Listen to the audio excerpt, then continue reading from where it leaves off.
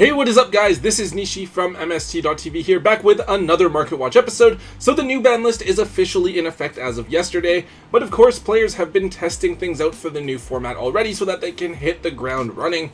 Now even though we probably have an idea of what is going to be good, every format something catches players off guard and will just emerge out of nowhere. With these surprises always comes a bunch of different buyouts as players realize that these decks performing well now will definitely lead to key cards from their respective strategies being bought up off the market as more and more people turn to the deck, and we're going to cover some of those cards here today. Let's get started. So we're going to start off with Kashtira Riseheart. Now most of you guys will know what this card is, a very important extender in the Kashtira strategy over the last couple of formats. It lets you banish a key Kashtira card from your deck, either a Theosis that you can add back a resource with, or a body that you could later summon back with Kashtira Birth. Now going into next format, I think that overall no one is expecting Kashtira to really do anything. Sure, there are players hoping that it'll still be this interesting going second deck that can flood the field with big beaters and make rank 7s, but I don't think that that's enough to survive in today's game. However, I think we can't write off the card completely yet, as it could still be a useful piece as part of a smaller engine splashed into other decks, specifically Vanquished Soul. Now even prior to the ban list, a lot of Vanquished Soul players ran 3 Fenrir and 1 Riseheart in their decks. Fenrir is a really strong standalone monster, but you could use it to search out Riseheart as a fire monster to reveal for Stake Your Soul, or as another level 7 that you could summon out to go make a rank 7 Xyz play. Anyways, between that and the fact that Riseheart didn't get a reprint in this year's tins, Riseheart is now actually a bit higher of a price point than when Kashtira was actually a relevant deck, as Riseheart has now bounced up to between the $8 to $10 mark. Honestly, I do think that it is pretty reasonable, and I think that Riseheart is going to stay at around this price point for the foreseeable future. A lot of players are trying to make Kashtira work. The ones that realize it doesn't will probably just drop this card because the deck doesn't have their main boss monster, but the fact that cards like Fenrir and Unicorn got reprinted in the Megatins, but Riseheart didn't, is going to be enough to help keep Riseheart relatively expensive. Next up, let's take a look at a couple of Tearlaments related cards, starting with Rhinoheart. So of the 4 main Tearlaments monsters, Rhinoheart is the only one that remains at 3, with Merly, Havnis, and Shiren all being limited to 1. Now to be fair, it's the only one that doesn't have that fusion summon effect. It is a bit harder to use since you have to have a Tearlament card in your hand to discard in order to activate this card's graveyard effect, but it lets you trigger any of the Tearlament monster's effects by dumping it into the graveyard, assuming that this card gets to resolve. Still really important. So right now, a lot of players are busy theory crafting with Tearlament, thinking that because a Riseheart is banned, the deck will still be able to function. After all, in the OCG, Tear was alive for basically a year, even though every single list we always thought it was finally going to be dead. So I guess it is fair to give Tear another chance, and as we mentioned, Rhinoheart is now a key 3-up for the deck, so it is something a lot of players are needing to pick up if they want to play the strategy. Fortunately, Rhinoheart does have 2 printings. It has the ultra rare from Power of the Elements, which is around $5, probably a bit cheaper than we would normally expect because the set did get that unlimited printing. But then for the ultimate rares, they're between 20 and 25 each. Honestly, not that bad for an ulti either. If you do get this card, make sure that you get the ones that are actually good with the swirls in the background. They look 10 times nicer than the ones without them. But yeah, Tear just might be a thing again, so if you have those Rhinohearts just lying around, you could potentially offload those now while there is that little bit of hype behind the strategy. The big question is just how long it will be before Konami realizes that they've missed all the Tearlament cards from the tins and will eventually reprint them. Alright, so this is probably going to look like a weird one, but next up we have Beast King of the Swamp. So on the surface, Beast King is just an objectively worse version of King of the Swamp. They're both water aqua monsters that can replace a specifically named monster as fusion material for a fusion summon, but King of the Swamp can be discarded to search for a copy of Polymerization, whereas Beast King doesn't have that ability. However, Beast King has 2 features that cause it to actually be looked at now over King of the Swamp in the Tearlament strategy.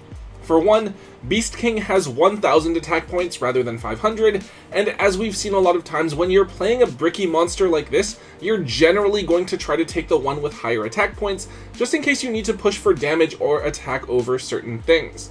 Now the other thing is that Beast King is a level 4, whereas King is a level 3, and the level is actually pretty useful, it can be used to make a rank 4 monster, like a Abyss Dweller against the Unchained matchup, and it can also be used with Revolution Synchron in hand to make a level 7 synchro like Ancient Fairy Dragon, whereas King would only allow you to make a level 6. So ultimately, those benefits are more significant than the value of that copy of Polymerization you'd be searching, since I think you do want to mill these into the graveyard anyways, so that you can shuffle them back when you're fusing with your Tearlament monsters. Now, with all of that said, all versions of Beast King are up across the board, mainly because it only has a few really old printings. There's the Tournament Pack rares. They're really hard to find. They're like 25 each right now, but I haven't seen any in such a long time. And then we have the Tournament Pack 5 commons at around $10 each, and the Gold Series 4 commons at around $7. I know I have a bunch of the ones from Gold Series lying around in my bulk like somewhere. I think this is probably the first time that this card has ever even been slightly meta relevant, so definitely dig this card up out of your bulk and try to offload it if you can while there is still that Tearlament hype. Alright, so we're moving on to a couple of Red Dragon Archfiend cards, and we're specifically doing this because we just had the Crimson King structure deck come out.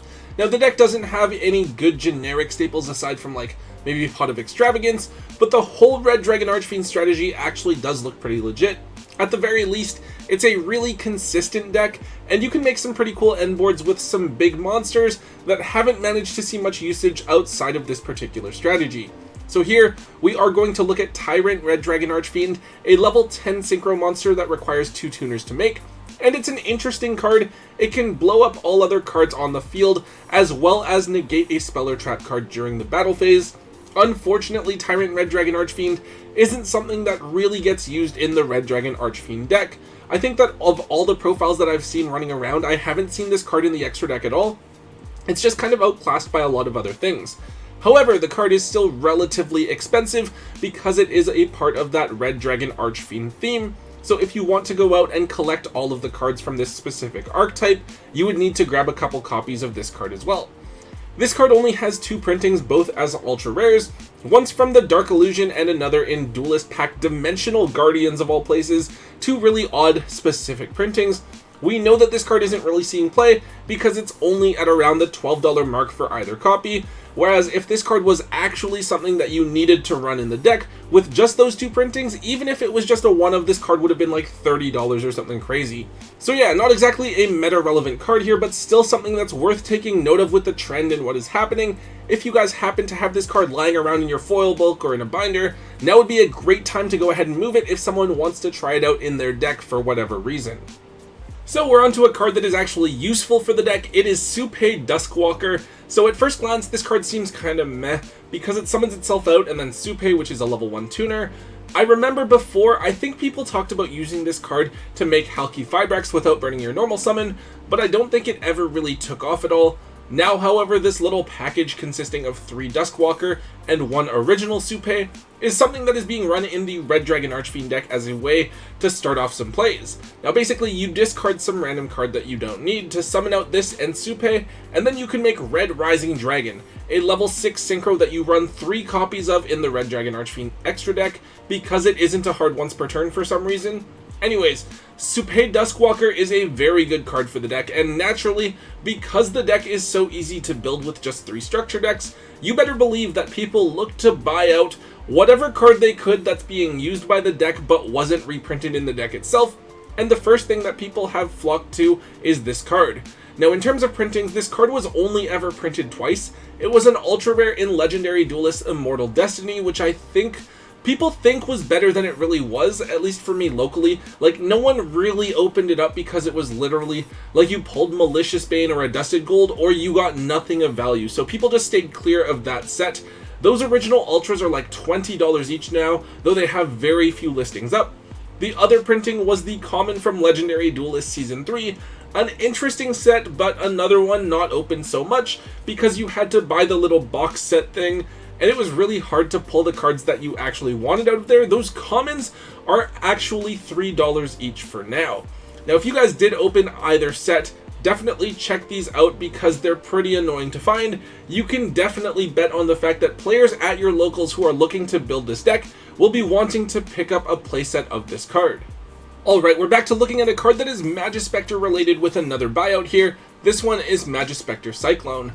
The Magespector cards are overall pretty simple, and this one is no exception. It's a quick play spell card where you tribute a wind spellcaster to destroy an opponent's monster on the field. Very simple card, but it's pretty useful for Magespectors. It's one of the better disruptions that you can search, and Magespectors want to end up back in the extra deck so that you can pendulum summon them back out and trigger their on-summon effects once again. Now obviously Kieran didn't come back on the OCG ban list, and the Magespector stuff isn't officially out for tournaments and stuff in the OCG quite yet, so we don't know how good the cards are for now, but there's definitely a lot of hype behind the archetype, with players thinking that it will help bring pendulums back to the forefront of the game. Anyways, Cyclone has only one printing as a super rare from back in Dimension of Chaos. It has never gotten a reprint, not even in the Megatins from its year, so a single super rare is going to cost you about $12 right now.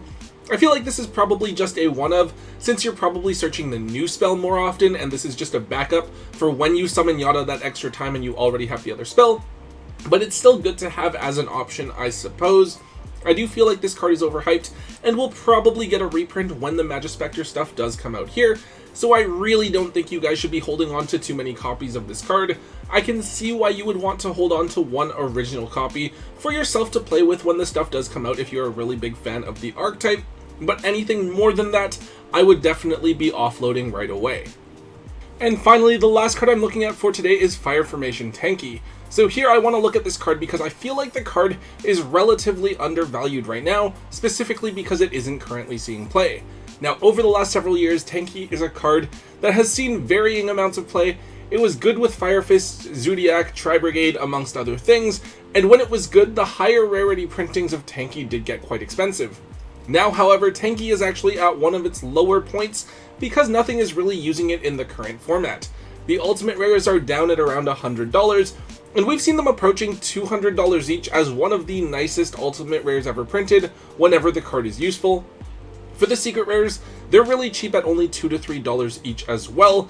The new one here is the collector's rare. I feel like a lot of the collector's rare stuff is actually really cheap. You can grab copies of Tanki and CR for under $25 each right now.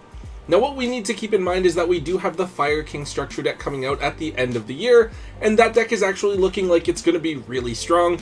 It can make use of the Diabellstar cards from Age of Overlord, and it's already a solid strategy in the OCG early on. I feel like it could be a solid contender here as well, and with it we will probably see Tanki run in the deck.